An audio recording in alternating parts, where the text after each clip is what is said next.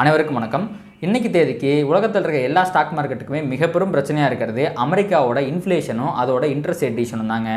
அது ஏன் பிரச்சனையாச்சு, எதனால் பிரச்சனையாச்சு, அது எப்போ தான் சரியாகும் அப்படிங்கிறத பற்றி இந்த வீடியோ டீட்டெயிலாக பார்க்க போகிறோம். வாங்க நம்ம வீடியோக்குள்ளே போகலாம்.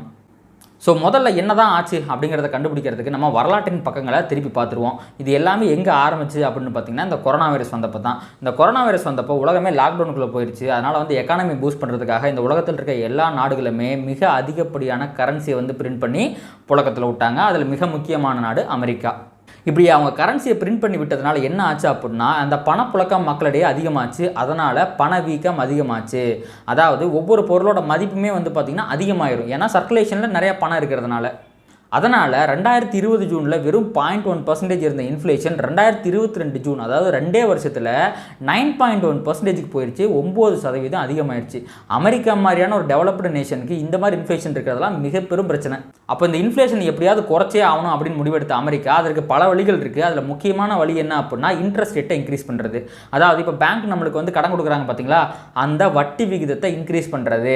அப்படி வட்டி விகிதத்தை இன்க்ரீஸ் பண்ணால் என்ன ஆகும் அப்படின்னா பேங்க் கடன் கொடுப்பாங்க பார்த்தீங்களா, அப்போ அவங்க அதிகமான வட்டியை சார்ஜ் பண்ணுவாங்க. அப்போது இந்த பிஸ்னஸ் எல்லாம் இருக்குது பார்த்தீங்களா, ஸ்டாக் மார்க்கெட்டில் இருக்க எல்லா கம்பெனிஸுமே பிஸ்னஸ் தான் பண்ணிக்கிட்டு இருக்காங்க. அவங்களுக்கு மூலதனம் என்ன? கடன் தான். காசு தான் மூலதனம். அந்த காசு எப்படி வரும்? பேங்க்கு கிட்ட இருந்து கடனாக தான் வரும். இப்போ இந்தியாவோட நம்பர் 1 பணக்காரனை நம்ம அம்பானின்னு சொல்கிறோம். அவருக்கே ஆயிரக்கணக்கான கோடிகள் கடன் இருக்குது. அப்போது அந்த கடனை அதிகமான வட்டிக்கு வாங்கினாங்க அப்படின்னா அதுக்கு பேங்க்குக்கு நம்ம திருப்பி அதிகமான வட்டியை கொடுக்கணும். அப்போது அந்த பிஸ்னஸோட ப்ராஃபிட்டபிலிட்டி பாதிக்கும். அதனால் அதோட க்ரோத்தும் பாதிக்கும். அதனால் பார்த்திங்கன்னா ஸ்டாக் மார்க்கெட்டுக்கு அது கெடுதல். இன்ட்ரெஸ்ட் ரேட் அதிகமாக இருக்க ஸ்டாக் மார்க்கெட்டுக்கு அது கெட்டது. 2022 ஜூனில் இன்ஃப்ளேஷன் 9.1%க்கு போச்சு. ஆனால் அவங்க 2022 மார்ச்சில் இருந்தே இந்த இன்ட்ரெஸ்ட் ரேட் எவ்வளோ இருந்துச்சு? வெறும் 0.25% இருந்துச்சு. அதாவது 0% வட்டியே கிடையாது. நீங்கள் கடனை வாங்கி பிஸ்னஸை பண்ணு, வளர்ச்சி அடை அப்படிங்கிற மாதிரி இருந்த அமெரிக்காவோட பாலிசி கொஞ்சம் கொஞ்சமாக மாற ஆரம்பிக்குது. கொஞ்சம் கொஞ்சமாக அந்த இன்ட்ரெஸ்ட் ரேட்டை ஏற்றி இப்போ டு த பீக்காக 5.25 5.5% இன்ட்ரெஸ்ட் ரேட்டை வச்சுருக்கிறாங்க. இப்படி அவங்க இன்ட்ரெஸ்ட் ரேட் அதிகமாக்கினதுனால பலனும் கிடச்சிதுங்க. ஏன்னா இன்ஃப்ளேஷன் படிப்படியாக குறைய ஆரம்பிச்சிச்சு. அப்போ இன்ஃப்ளேஷன் குறைஞ்சா என்ன பண்ணணும்? இவங்களும் இன்ட்ரெஸ்ட் ரேட்டை கம்மி பண்ணணும். மார்க்கெட் இப்போ அதை தான் எக்ஸ்பெக்ட் பண்ணுது. எப்போ தான் இவங்க இன்ட்ரெஸ்ட் ரேட்டை கம்மி பண்ணுவாங்க? இன்ட்ரெஸ்ட் ரேட்டை கம்மி பண்ணாதானே பிஸ்னஸில் க்ரோத் இருக்கும். பிஸ்னஸில் க்ரோத் இருந்தால் ஸ்டாக் மார்க்கெட்டுக்கு அது நல்லா தான் இருக்கும் அப்படின்னு எல்லாம் எதிர்பார்க்குறாங்க. ஆனால் அமெரிக்கா அந்த ஃபெட் இருக்குது பார்த்தீங்களா, இப்போது இந்தியாவில் RBI இருக்கிற மாதிரி அமெரிக்காவில் நம்ம ஃபெட்டுன்னு சொல்லுவோம். அவங்களோட டார்கெட் இன்ஃப்ளேஷன் லெவல் பார்த்திங்கன்னா 2 to 3%. அது எப்போ நம்ம அச்சீவ் பண்ணுறோமோ அப்போ தான் நான் இன்ட்ரெஸ்ட் ரேட்டை கம்மி பண்ணுவேன் அப்படின்னு அவங்க ரொம்ப உறுதியாக இருக்கிறாங்க. அப்போ என்ன பண்ணணும்? இன்ஃப்ளேஷன் கம்மியாகணும். ஆனால் அது பார்த்திங்கன்னா 2 மாதம் குறையுது, திருப்பி 1 மாதம் ஏறிடுது. 2 மாதம் குறையுது, திருப்பி 1 மாதம் ஏறிடுது. இதே மாதிரி அது போயிட்டுருக்குது. இப்படி தான் நேற்று இன்ஃப்ளேஷன் டேட்டா பார்த்திங்கன்னா எக்ஸ்பெக்டேஷனை விட 0.1% பார்த்திங்கன்னா அதிகமாக வந்துருச்சு.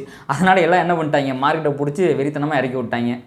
ஜனவரி மாதத்துலேருந்தே இந்த இன்ட்ரெஸ்ட் ரேட்டை கம்மி பண்ணுவாங்கன்னு ஸ்டாக் மார்க்கெட் இருக்க எல்லாருமே எக்ஸ்பெக்ட் பண்ணுறாங்க. ஆனால் இப்போது அது ஜூன் மாதத்துலேயுமே நடக்காது அப்படிங்கிற முடிவுக்கு வந்துட்டாங்க. அடுத்து இந்த ஃபெட் மீட்டிங் பார்த்திங்கன்னா மே மாதத்தில் ஒன்று நடக்கும், ஜூன் மாதத்தில் ஒன்று நடக்கும், ஜூலையில் ஒன்று நடக்கும், அடுத்து செப்டம்பரில் தான் நடக்கும். இப்போது போன வாரம் வரைக்கும் எல்லாம் என்ன நினச்சிட்டு இருந்தாங்க அப்படின்னா மே மாதத்தில் எப்படியும் இந்த இன்ட்ரெஸ்ட் ரேட்டை கம்மி பண்ண மாட்டாங்க, அட்லீஸ்ட் ஜூனில் கம்மி பண்ணுவாங்க அப்படின்னு நினச்சிக்கிட்டு இருந்தாங்க. ஆனால் இப்போ இந்த இன்ஃப்ளேஷன் டேட்டாவை பார்த்துட்டு ஜூன்லேயும் பண்ண மாட்டாங்க, ஜூலைலையும் பண்ண மாட்டாங்க, போங்கடா அடுத்து செப்டம்பரில் தான் குறைக்க போகிறாங்க அப்படிங்கிற முடிவுக்கு ஸ்டாக் மார்க்கெட் இருக்க எல்லாருமே வந்துட்டாங்க. இதுவுமே ஸ்டாக் மார்க்கெட்டோட சரிவுக்கு முக்கியமான காரணம். இப்போது எக்கானமி நல்லா பர்ஃபார்ம் பண்ணோம் அப்படின்னா இன்ட்ரெஸ்ட் ரேட் கம்மியாகணும். அப்போ தான் ஸ்டாக் மார்க்கெட்டு மேலே போகும். அதனால தான் பார்த்திங்கன்னா இப்போ ஸ்டாக் மார்க்கெட்டில் ஒரு சரிவு இருக்குது. ஆனால் இது ரொம்பவே தற்காலிகமான ஒரு சரிவுங்க. இந்த சரிவெல்லாம் பார்த்து நம்ம என்றைக்குமே பயப்படவே கூடாது. உங்களுக்கு அடிக்கடி பார்த்திங்கன்னா இந்த மாதிரி ஒரு 1% 2% ஃபால் அப்படிங்கிறது வரும். ஆனால் உடனே ஏதாவது ஒரு சின்ன நல்ல நியூஸ் வந்துட்டாலே போதும், என்ன ஆகும்? திருப்பி எகிரி குச்சி மார்க்கெட்லாம் மேலே போயிடும். அதனால் நீங்கள் பயப்படாதீங்க. மார்க்கெட் கீழே விழுந்துச்சுன்னா அது கண்டிப்பாக மேலே போயிடும். அஸ் அ இன்வெஸ்டராக சப்போஸ் மார்க்கெட்டில் ஃபால் வந்துச்சு அப்படின்னா it is a golden opportunity to invest. And அதே மாதிரி அஸ் அ ட்ரேடராக நம்மளுமே ரிஸ்க் மேனேஜ்மெண்ட்டை ஒழுங்காக பண்ணாலே போதும், ஸ்டாக் மார்க்கெட்டோட ஏற்ற இறக்கங்களை ரொம்ப சுலபமாக சமாளிச்சிட முடியும். இதோட இந்த வீடியோ முடிச்சுக்கலாம் நம்ம. இந்த வீடியோ உங்களுக்கு யூஸ்ஃபுல்லாக இருந்திருக்கும் அப்படின்னு நான் நம்புறேன். இந்த வீடியோ உங்களுக்கு பிடிச்சிருந்துச்சு அப்படின்னா இதை லைக் பண்ணுங்கள், கமெண்ட் பண்ணுங்கள். ஸ்டாக் மார்க்கெட்டில் இருக்க ட்ரேட் பண்ணுற உங்கள் நண்பர்களுக்கு இதை ஷேர் பண்ணுங்கள். கண்டிப்பாக அது அவங்களுக்கு யூஸ்ஃபுல்லாக இருக்கும். அண்ட் அது யூடியூப் அல்காரிதமே ட்ரிகர் பண்ணி இன்னும் நிறைய பார்வையாளர்கள் நம்ம சேனலுக்கு கொண்டு சேர்க்கும். நன்றி.